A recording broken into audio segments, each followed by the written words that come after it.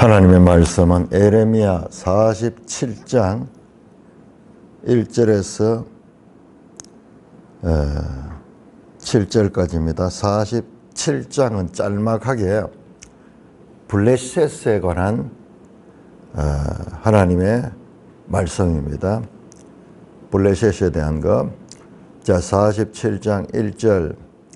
바로가 가사를 치기 전에 블레셋 사람에 대하여 선지자 에레미야에게 임한 여호와의 말씀이라. 여호와께서 이와 같이 말씀하시되, 보라, 물이 북쪽에서 일어나 물결치는 시내를 이루어 그 땅과 그 중에 있는 모든 것과 그 성읍과 거기에 사는 자들을 휩쓸리니 사람들이 부르짖으며 그 땅 모든 주민이 울부짖으리라. 군마의 발굽 소리와 달리는 병거 바퀴가 진동하는 소리 때문에 아버지의 손맥이 풀려서 자기 자녀를 돌보지 못하리니. 이는 블레셋 사람을 유린하시며 두루와 시돈에 남아있는 바 도와줄 자를 다 끊어 버리시는 날이 올 것임이라. 여호와께서 갑돌섬에 남아있는 블레셋 사람을 유린하신지라. 가사는 대머리가 되었고 아스글론과 그들에게 남아있는 평지가 잠잠하게 되었나니 너가 네 몸 베기를 어느 때까지 하겠느냐. 6절 읽었어요. 오라, 우리 여호와의 칼이여, 내가 언제까지 쉬지 않겠느냐. 내 칼집에 들어가서 가만히 쉴지어다. 여호와께서 이를 명령하시선즉 어떻게 잠잠하며 쉬겠느냐. 아스글론과 해변을 치려하여 그가 정하였느니라 하니라. 하나님 은혜를 감사합니다. 오늘 열방을 향하여 예언하신 이 말씀을 잘 듣고 깨닫게 하여 주옵소서. 예수님 이름으로 감사하며 기도드리옵나이다. 아멘. 자, 46장에서 51장까지 10개의 나라가 지금 하나님의 예언으로 등장하고 있습니다. 지난 시간에 봤듯이 첫 번째는 애굽에 관하여 46장에서 말씀했고, 그리고 그 애굽과 오늘 나오는 이 블레셋 그 사이에 46장 27절 28절 그 두 절에서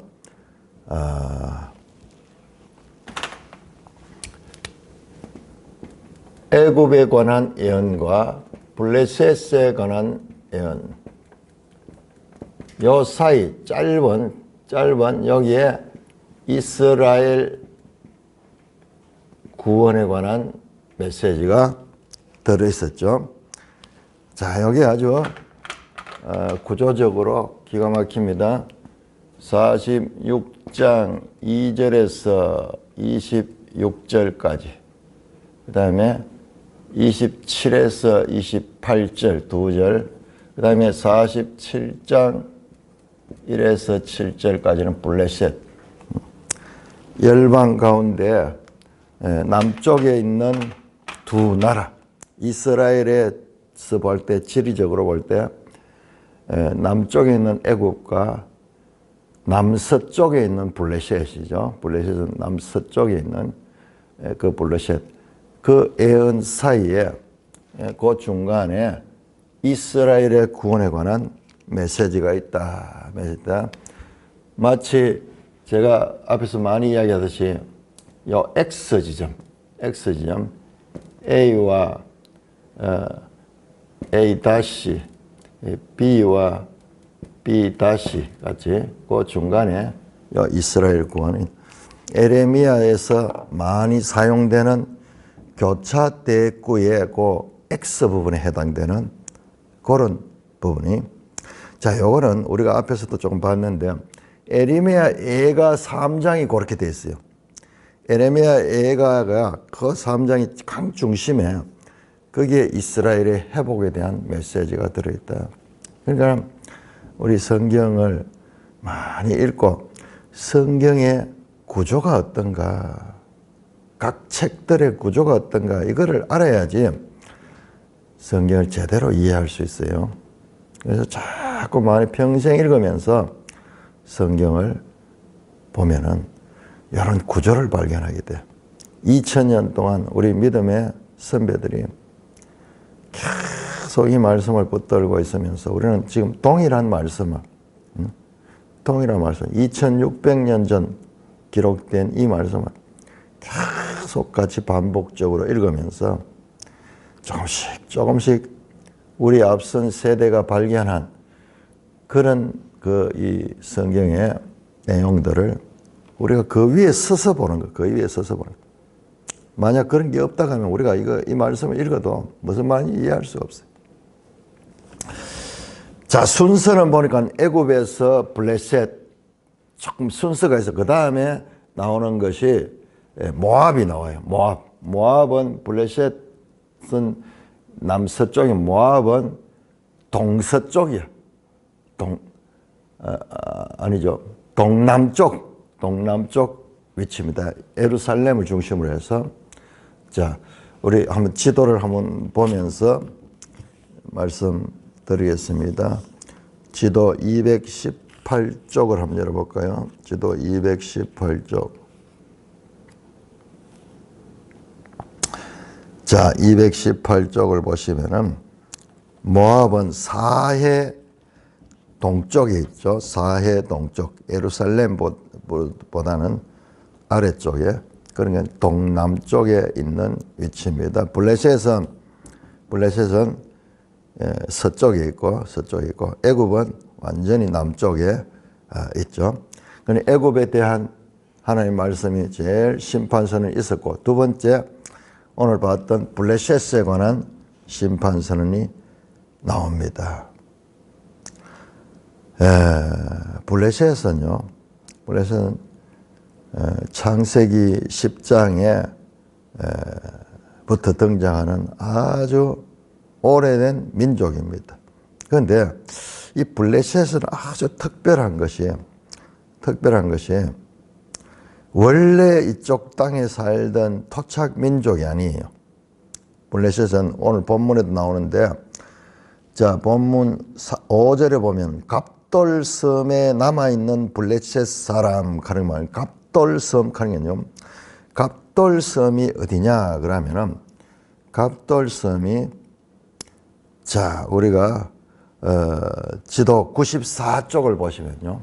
94쪽을 보시면 창세기 10장에 그 여러 민족들이 70개의 이 나라들이 쫙 등장하는데, 노아의 후손이죠. 가장 원형적인 여러 민족의 이 뿌리를 볼 수 있는 내용인데, 그 지도가 94쪽에 있습니다. 94쪽에 보시면은 그 사용되는 단어들이 그 창세기 10장에 나오는 그런 그 원초적인 내용이요. 94쪽에 보시면은 여러분 지중해 속에 거기 초록색 큰 섬이 보이죠. 지중해 중간에 야완 밑에 야완이 어디냐 그러면 야완이 그리스예요. 그리스의 조상이에요. 그 밑에 보면은 큰 섬인데 갑도림 섬 하는 거예요. 갑도림 나오죠. 여기에 크레타 섬이 유명한 큰 섬입니다. 크레타. 우리 신약 성경에 고린도 그 아래에 있는 큰 섬입니다.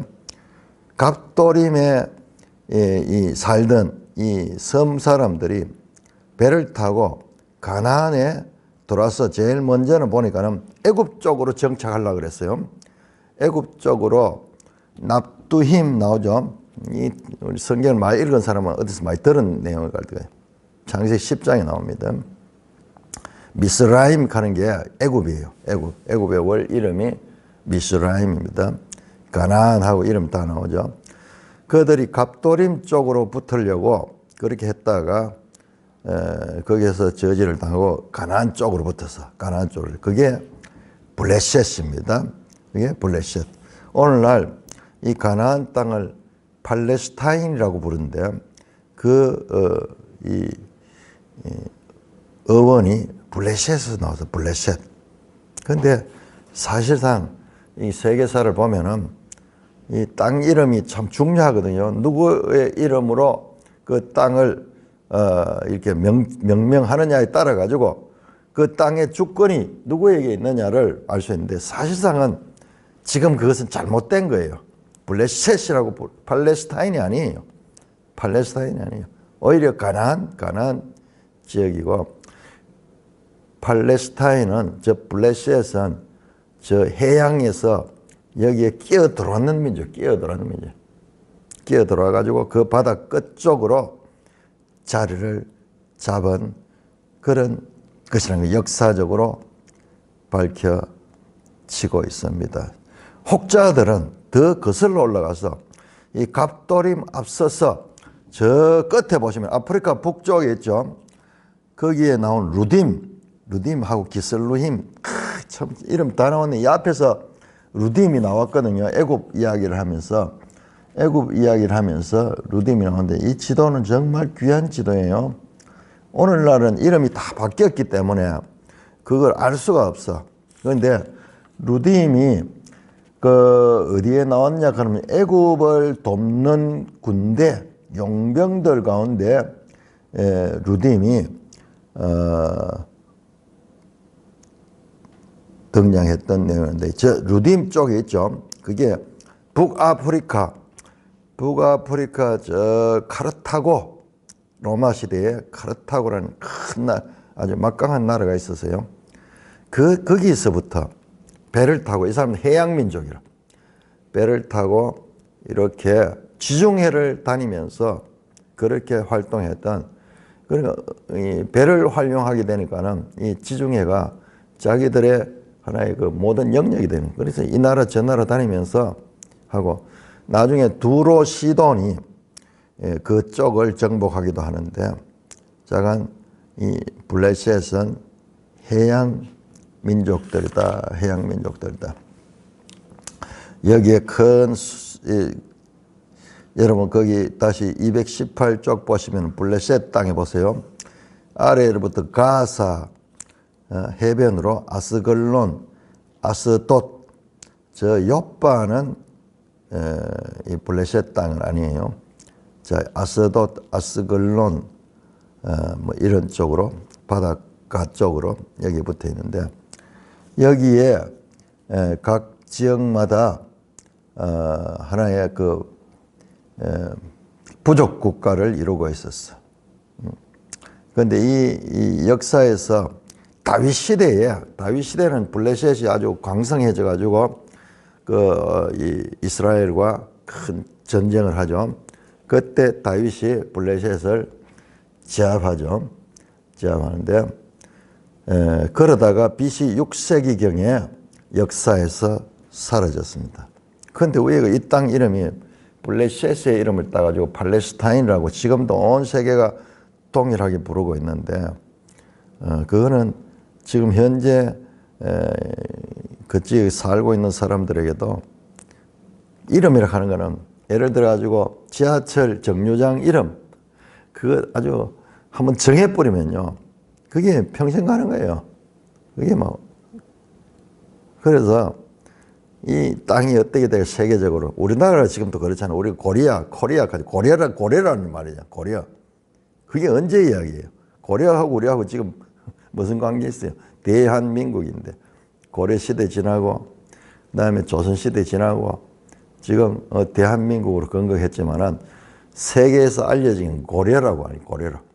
그래서 고리아라고 그렇게 명명하듯이 그런 지명상의 한계가 있다는 것을 알 수가 있습니다.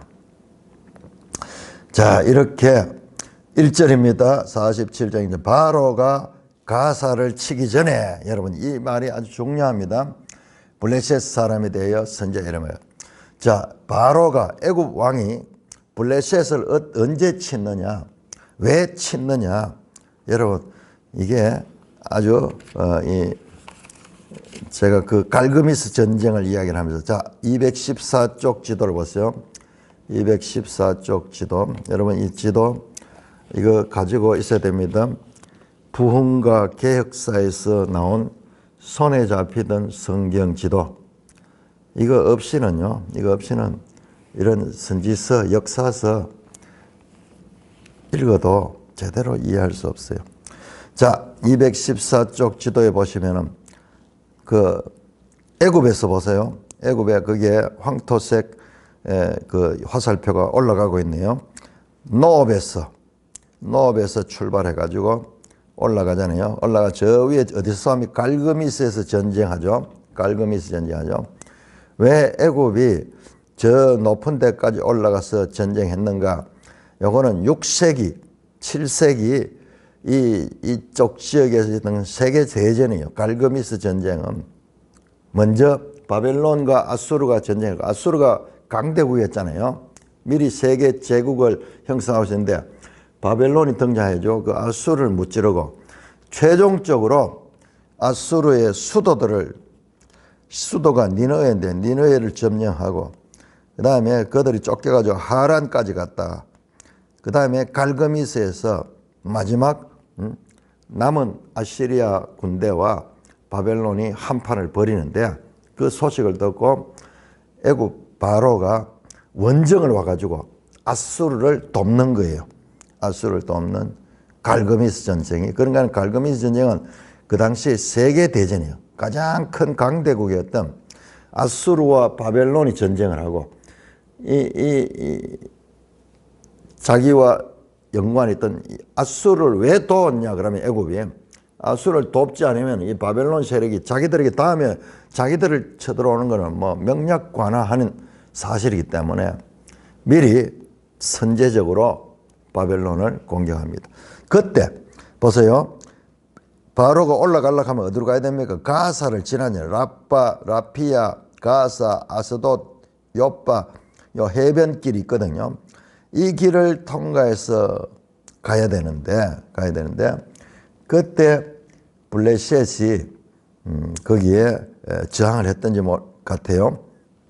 이 역사적 배경은 따로 공부를 해봐야 됩니다. 아마 이 당시에 바벨론이 영향이 있기 때문에 그 군소 국가들은 지금 큰 나라 눈치를 보면서 바벨론을 편을 드느냐, 애굽 편을 드느냐, 아시리아 편을 드느냐, 그야말로 이 머리가 복잡한 시대입니다. 복잡한 시대요. 그때 이 가사에서 블레셋이 길을 그냥 내주지 않았던 것 같아요. 그래서 1절에 바로가 가사를 치기 전에 블레셋 사람에 대하여 선지자 에레미야에게 임한 여호와의 말씀이라. 에레미야서의 하나님의 그 이 계시의 특징은 큰 사건이 있을 때마다 예루살렘이 느부갓네살에게 함락될 때에 여호와의 말씀이 선지자 에레미야에게 임하여, 계속 그런 식으로 큰 사건이 있을 때 하나님께서 계시의 말씀을 주시는 그 에레미야서의 독특한 형식이 여기도 나옵니다.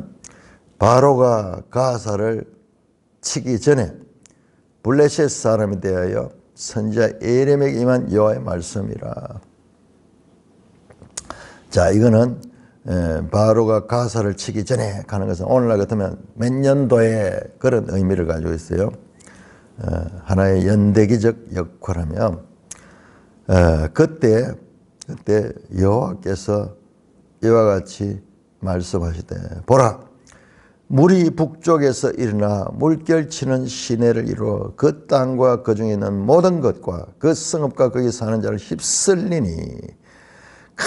큰 물이 홍수가 나가지고, 참 이거 보면은 장마 때 큰 물이 나오면 그 기세가 대단하죠.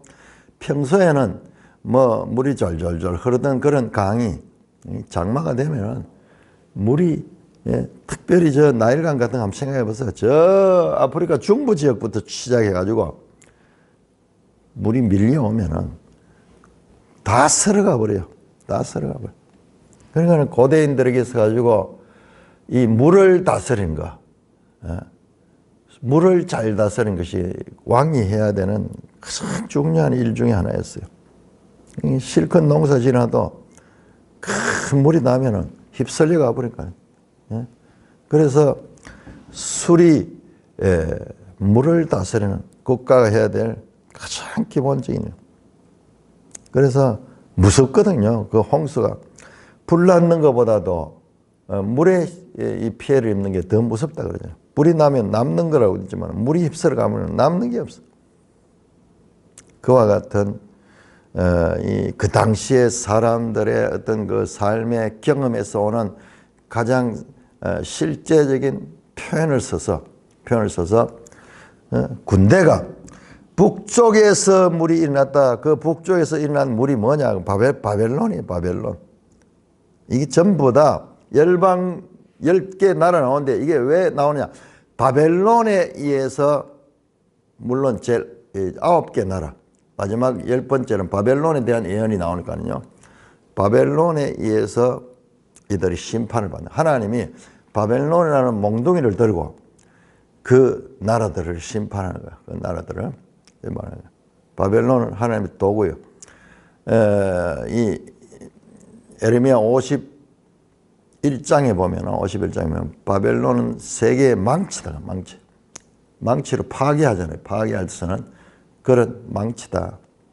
그 바벨론 북쪽에서 일어나 물결치는 시내를 이루어 그 땅과 그 중에는 모든 성읍과 사는 자들 휩쓸리니 그 결과 사람들이 부르짖으며 그 땅의 주민이 울부짖으리라. 바벨론 큰 군사들이 와서 바로 이 블레셋을 치는 그런 장면입니다. 다시 그림을 보여줍니다. 군마의 말굽 소리와 달리는 병거 바퀴가 진동하는 소리 때문에 아버지의 손맥이 풀려서 자기의 자녀를 돌보니 전쟁의 그 공포심에 사로잡혀가지고 사람들이 허탄해하는 그 장면. 자, 여러분, 성경에서 이와 같은 하나님이 계시를 주시는데 나훔 선지자에게도 이런 계시를 줘요. 계시를 주는데 이런 그림이야. 마치 그림으로 하나의 전쟁의 장면을 연상케 하는 그런 장면을 그렇게 보여줍니다. 자, 우리 나훔 3장 한번 볼까요? 나훔 3장. 자, 우리가 에레미야를 공부하면서 다른 선지서도 그리고 성경 전체적으로 어떻게 하나님께서 계시하는데 얼마나 다양한 방법으로 계시를 하는가. 구체적으로 말씀으로도 하지만은 이런 말씀을 통해서 그림을 보여줘요. 그림을. 그러면요, 그림은 누구에게나 다 이해되는 거예요. 언어의 제한을 받지 않잖아요. 그 장면. 여러분 3장 한번 보세요. 여기에 제일 사실적으로 전쟁 장면을 묘사한 게 나훔 3장이에요. 나훔 3장 1절 화 있을진저 피의 성이여 그 안에는 거짓이 가득하고 포악이 가득하며 탈취가 떠나지 않는다. 휙휙 하는 채찍 소리, 윙윙 하는 병거 소리, 뛰는 말, 달리는 병거, 충돌하는 기병, 번쩍이는 칼, 번개 같은 창, 죽임당한 자의 때, 죽음의 큰 무더기, 무수한 시체여 사람이 그 시체에 걸려 넘어지니. 전쟁 장면을요 이렇게 묘사하는데요. 우리 이 에레미야에서도 같은 하나님께서 같은 묘사를 병거 바퀴 소리, 군마의 말굽 소리, 바벨론이 쳐들어오면서 말을 몰고 그렇게 그다음에 병거가 끄는 그런 특수부대가 그렇게 왔다. 그러면요 두려움에 떠는 거죠. 오늘날 치면은 저 핵무기를 가지고 그렇게 공격을 하면은 살아남을 자가 없잖아요.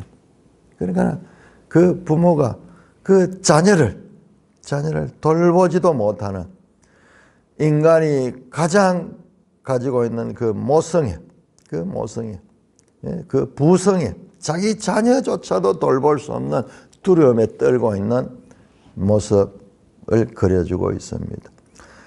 그것이 왜 그러냐? 블레셋 사람을 유론하며 두로와 시돈에 남아있는 바 도와줄 자를 다 끊어버리는 날이 올 것이다.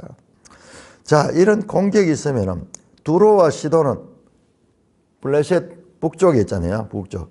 그게 전부 다 바닷가에 있는 나라잖아요. 그러니까 두로와 시돈도 아무런 도움이 되지 못하는 거예요. 완전히 BC 604년에 바벨론에 팔레스타인이 침입했던 때, 그때 장면이에요. 그때.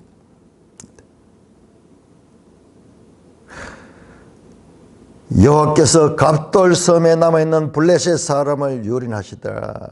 갑돌섬, 아까 봤죠? 크레타 섬에 남아있는 블레셋 사람을 유린. 이 팔레스타인, 이 블레셋 땅뿐만 아니라 저 갑돌섬까지, 잔존 세력까지 다 실을 말리는 거예요. 가사는 대머리가 되고, 가사는 봤죠? 이 블레셋의 대표적인 도시입니다. 대머리가 되겠고, 또 하나의 이 은유적인 표현입니다. 그 도시가 대머리가 되고 삭발했던 것처럼 다 밀려버린 겁니다. 아스글론과 그들에게, 아스글론도 아주 큰 블레셋을 대표하는 도시입니다.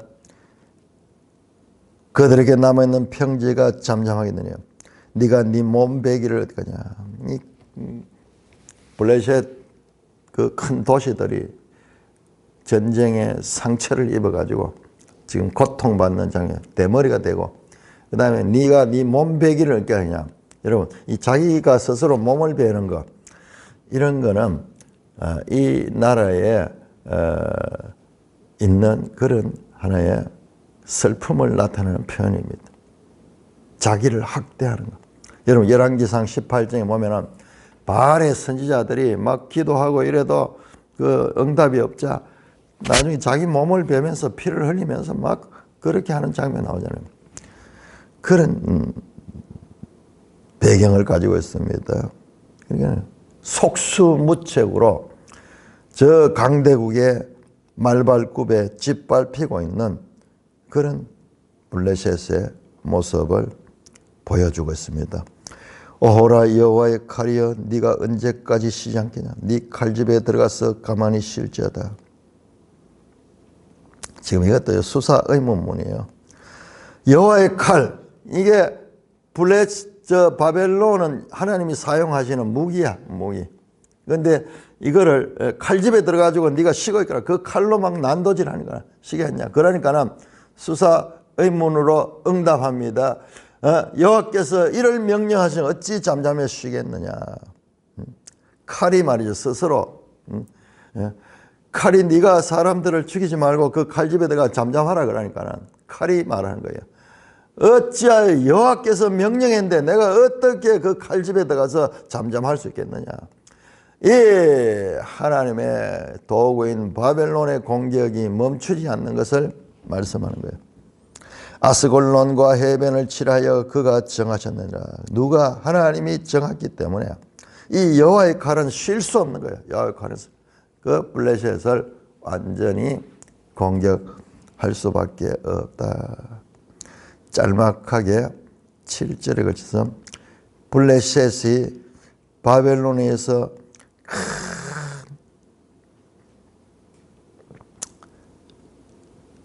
이 공략을 당할 것을 말씀하고 있습니다. 여호와의 칼이여, 언제까지 쉬지 않겠느냐. 네 칼집에 들어가 가만히 쉬라. 그러니까는 칼이 많은 거야. 여호와께서 명령하되 내가 어떻게 그거 쉬겠느냐. 하나님이 블레셋을 칼로 바벨론을 칼로 사용해서 블레셋을 징계하는 그 장면입니다. 자, 48장 1절부터 6절까지 먼저 교독하겠습니다. 자, 이제는 모압에 관한 하나님의 심판 선언이 나오는데, 이 모압에 관해서는 아주 길게 나와요. 블레셋에 비하면 상대적으로 몇 배로 길게 나오는데요. 이런 분량에 있어서도 차이가 나는 게 왜 그런가, 이걸 연구하려고 하면 시간이 많이 필요.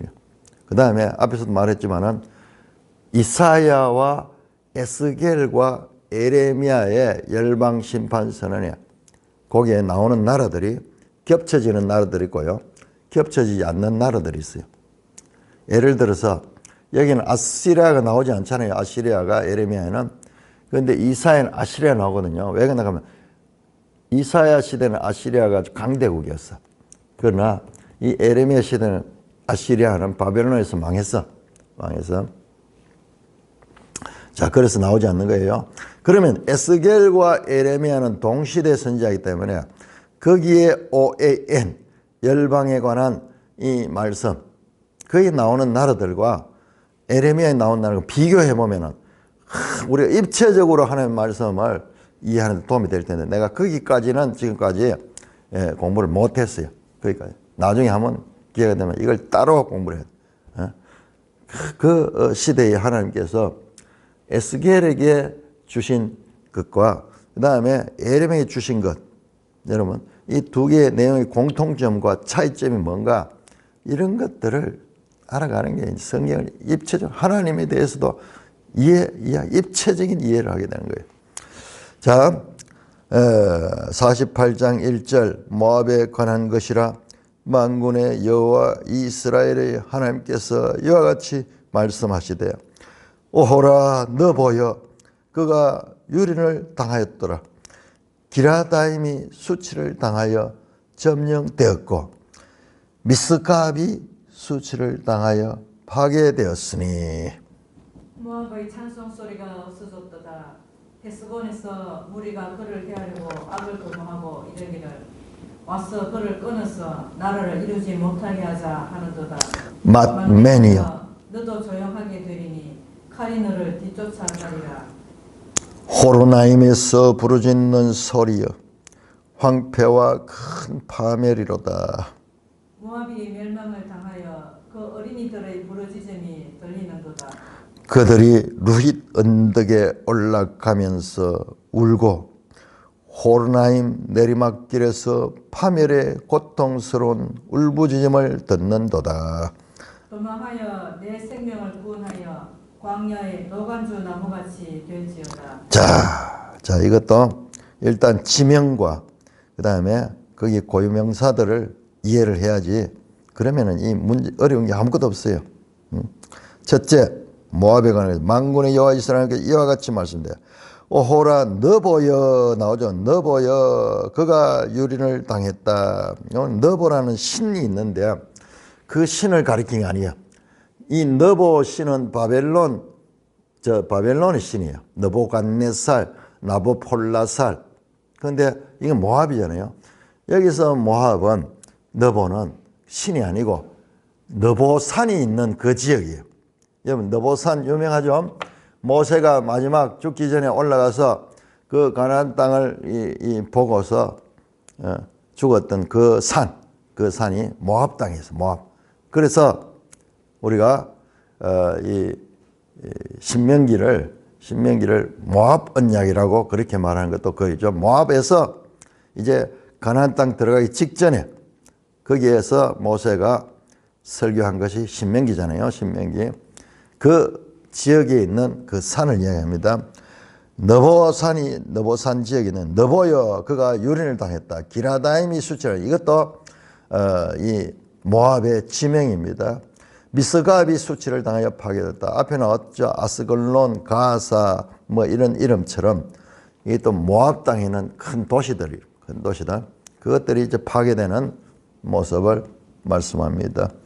2절입니다. 모압의 찬송 소리가 없어졌도다. 헤스본에서 무리가 그를 헤아려고 악을 도모하고 이르기를 와서. 모압이 전쟁을 당해가 수치를 당하고 파괴를 당해서 기쁨의 소리가 없어졌죠. 헤스본에서 무리가 그를 헤아려고 악을 도모했다. 헤스본에서 무리가 악을 도모했다. 무리가 누구냐 그러면은 이 바벨론 군대가 헤스본이 모압의 경계 지역이야. 암몬과 그 경계 지역이야. 저 북쪽에서 오면서 군대가 와서 이제 전략적인 그런 전략을 가지고 공격하는 내용입니다. 그를 끊어서 나라를 이루지 못하게 하자 하는도다. 저 공격자들이 완전히 모압을 파괴시키려고 만맨이여 너도 조용하게 되니 카리널 반면도 그 모압 땅의 지명입니다. 카리널을 뒤쫓아가라. 호르나임에서 부르짖는 소리여 황폐와 봐요. 이게 이제 우리나라로 치면요. 저 대전에서 슬피 우는 자들이요. 저 대구에서 고통당하는 자들이요. 저 부산 땅에서 여러분 우리 6.25 사변 일어났을 때 그 장면을 하나님께서 이와 같이 하나의 열방에 관한 심판선으로 준다 그러면요. 그 표현이 그 표현. 그러면 실감 나잖아요. 서울이 함락되었구나. 그다음에 수원이 이 고통을 당하고 있구나. 이런 느낌이에요. 이런 느낌. 그 땅의 지역들을 이 전쟁에 의해서 파괴되는 모습입니다. 호르나임에서 부르짖는 소리여 황폐와 큰 파멸이다. 모압이 멸망을 당하여 그 어린이들이 부르짖음이 들리더라. 그들이 루힛 언덕으로 올라가면서 울고 호르나임 내리막길에서 파멸의 고통스러운 울부짖음을 듣는 거야. 우리 호르나임 한번 찾아볼까요? 지도 263쪽. 제가 이 지도를 찾는다고 다 찾아보면요. 정확하게 이게 바로 모압 땅에 있는 지명들입니다. 263쪽. 263쪽. 보시면은 거기에 모압이 저 사해 동편에 나오거든요. 여러분 보세요. 거기 오세요. 사해 거의 끝부분, 남쪽 끝부분에 오른편에 동편에 호르나임 나오죠. 호르나임. 거기가 모압인데 이때는 이 모압이라는 나라가 거의 없어졌어요. 이름이 모압이라 쓰지 않고 이 나바테아 뭐 이런 이름으로 쓰는데 모압은 역사적으로 망해버립니다.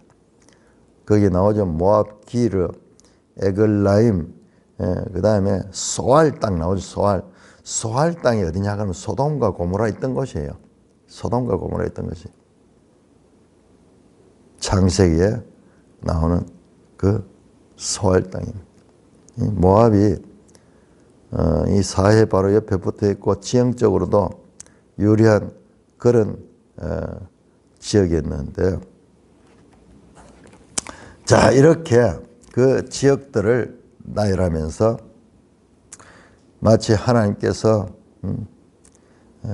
뻔히 내려다 보시면서 말씀하시듯이 그렇게 호르나임 내리막길에서 파멸의 고통스러운 울부짖음을 듣는다. 도망하여 네 생명을 구원하여 광야의 노간주 나무같이 될지어다. 도망하라는 전쟁에 구원하여 네 생명을 구원하여 광야의 노간주 나무. 그 노간주 나무가 뭔가 하면 우리 집에 있는 그 나무예요. 우리 집에 내가 심어놨는 그 나무인데 보면은 이게 이 광야의 노간주 나무 이쪽하고는 좀 다를 거예요. 근데 가시가 많이 있어요. 만지면은 온통 가시 찔립니다. 침엽수로 있는데 광야의 노간주 나무가 어떻게 외롭겠어요. 그 살기 위해서 그 물도 없는 그런 곳에 살기 위해서 아주 자기 몸을 바짝 말려가지고 잎이 아주 침을 만들어가지고 있는 그런 그 모습, 슬픈 모습이죠. 광야에 노간주 같이 될지다. 7절에서 10절까지 교독하겠습니다. 48장 7절. 네가 네 업적과 보물을 의뢰함으로 너도 정복을 당할 것이요. 금오수는 그의 제사장들과 고관들과 함께 포로되어 갈 것이라. 파멸하는 자가 각 성읍에 이를 것인즉 한 성읍도 면하지 못할 것이며 골짜기가 멸망하였으며 평지는 파멸되어 여호와의 말씀과 같으리로다. 모압이 날개를 주어 나라 피하게 하라. 그 성읍들이 황폐하여 거기 사는 자가 없으리로다. 여호와의 일을 결리하는 자는 저 저주를 받을 것이요 자기 칼을 금하여 피를 흘리지 아니하는 자도 저주를 받을 것이로다. 자, 모압의 심판 이유를 설명합니다. 네 업적과 보물을 의뢰함으로 너도 정복을 당할 것이다. 네 업적, 자신이 세운 그런 업적들, 자기를 의지하고 그 다음에 자기의 재산을 의뢰함으로 너도 그런 것을 의뢰하는 자, 하나님 이외에 다른 그런 세상 것을 의지하는 자들은 그것으로 인해서 정복을 당하게 될 것이다. 자, 첫째로 그모스는 이 모압의 신입니다. 예, 모압의 신입니다. 그모스 신상이, 그모스는 그의 제사장들 고관들에게 포로로 잡혀갈 것이다. 여러분, 우리 이 성경에 보면 사무엘상에 보면은 그 전쟁할 적에 사무엘 하네요. 사무엘 하에 전쟁하는데 사울의 군대가 이 법궤를 앞세우고 나가잖아요. 법궤를 앞세우고 나가다 그 법궤를 빼앗겨 버리잖아요. 그래서 그 법궤가 블레셋의 신들이 있는 창고에 들어가 있잖아요. 이 뭐냐 그러면 고대 전쟁은 신들의 전쟁이야. 그래서 그모스와 이 지금 바벨론의 느보 신의 전쟁이야. 그래서 그모스 그 신상을 끌어다가 바벨론의 포로로 잡아가는 거예요. 갖다 놓는 거예요. 제사장들 고관들 포로 되어 갈 것이다. 그모스는 모압의 신입니다. 신입니다. 여기서는 이제 모압이 전쟁에서 패했다는 그런 하나의 상징적인 장면입니다. 파멸한 자가 각 성에 이를 것인즉 한 성읍도 면하지 못할 것이다. 자, 북쪽에서 오는 파멸한 자 여기 동일합니다. 이또 바벨론. 골짜기가 멸망당했으니 평지도 파멸되어 여호와의 말씀같이 되라. 하나님 말씀했더니 그가 완전히 파괴될 것이다. 모압이 날개를 주어 나라 피하게 하라. 이것도 수사의문문적인 시적인 표현. 모압이 날개를 주어 피하게 하라. 그 성읍들이 함되어 거기 사는 자가 없으리라. 이게 시적인 표현이에요. 모압이 이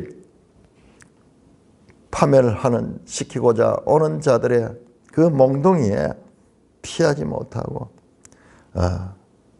살 수 없는 곳이 됐습니다. 자, 10절입니다. 여호와의 일을 게을리하는 자는 저주를 받으며 자기 칼을 금하여 피 흘리는 자는 저주를 받아요. 자, 이것도 맥락을 통해서 이해해야 됩니다. 전쟁의 참화를 그림으로 그린 거예요. 여호와의 일을 게을리하는 자가 뭐냐가 모압을 치기 위해서 오는 바벨론 군대가 대충 해서 안 되는 거야. 이게 여호와의 모압을 심판하는 게 여호와의 일이야. 그런데요, 하나님은 파괴하시고 다시 세우시기도 하죠. 그래 파괴할 때 철저히 파괴를 해야지 나중에 제대로 살 수가 있어. 파괴할 때 대충 해놓으면 나중에 오히려 더 새로 건축하기 어려워요. 그래서 여기서 말하는 것은 심판하는 일을 게을리하는 자는 저주를 받죠. 자기 칼을 금하여 피를 흘린 자는 마찬가지 같은 의미입니다. 모압에 대하여 철저하게 인정사정 보지 말고 철저하게 심판하게 되는 그 장면을 말씀하고 있는 것입니다. 자, 48장 11절에서 25절 그냥 읽으면 됩니다. 그냥 읽으면 이 시적인 표현인데 그냥 읽으면은 그 뜻이 나옵니다.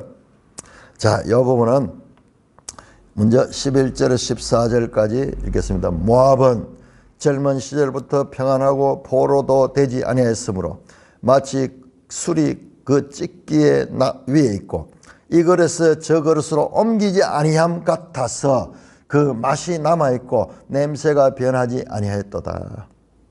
그러므로 여호와께서 말씀하시니라. 날이 이르리니 내가 술을 옮겨 담는 사람을 보낼 것이라. 그들이 기울여서 그 그릇을 비게 하고 그 병들을 부수리니 이스라엘 집이 베델을 의뢰함으로 수치를 당한 것 같이 모압이 그못으로 말미암아 수치를 당하리로다. 너희가 어찌하여 말하기를 우리는 용사요 능란한 정사라 하느냐. 자, 이것도요.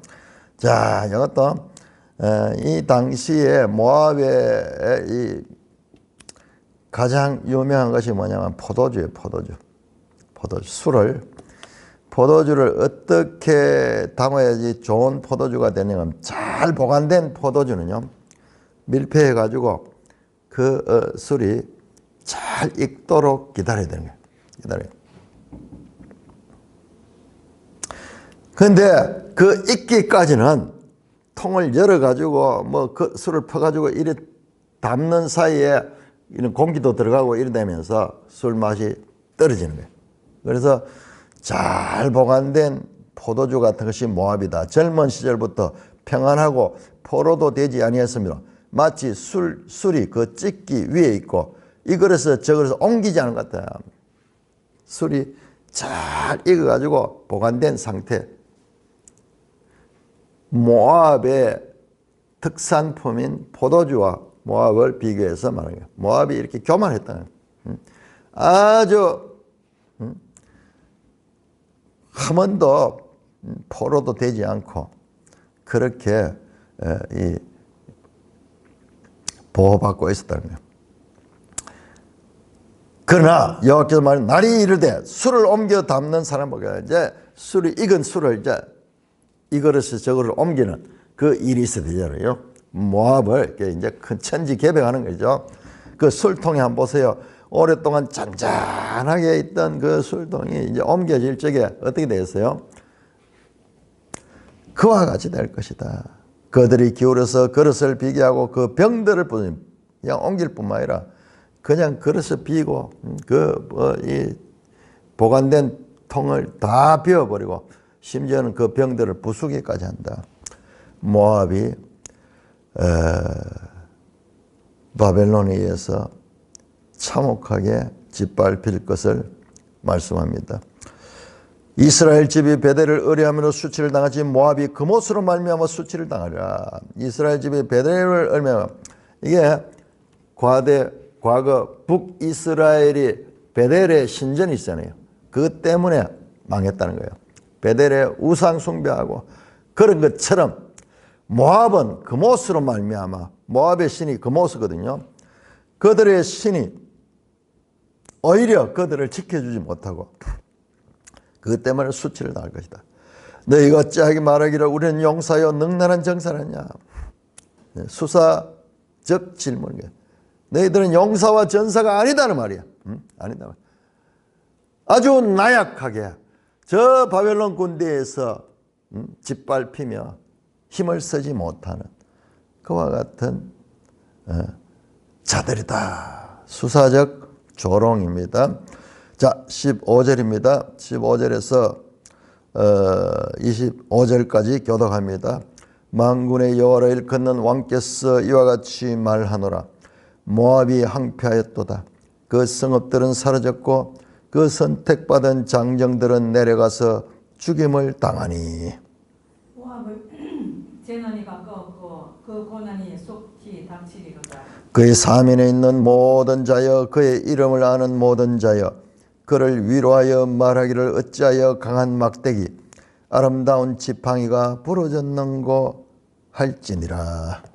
디본의 산은 따라 내 영화에서 내려와 메마른 데 앉아라. 모압을 파멸하는 자가 올라와서 너를 쳐서 내 요새를 깨뜨렸음이로다. 아로엘에 사는 여인이여 길가 곁에 서서 지키며 도망하는 자와 피하는 자에게 무슨 일이 생겼는지 물을지어다. 모압이 패하여 수치를 받나니 너는 울면서 부르짖으며 아르논 가에서 이르기를 모압이 한패하였다 할지어다. 심판이 평지에 일어나니 곧 혼론과 야사와 메바앗과 디본과 너보와 벳디블라다임과 기라다임과 백기뭅과 맵모음과 그리옵과 보스라와 모압다 원건 모든 성읍에로다.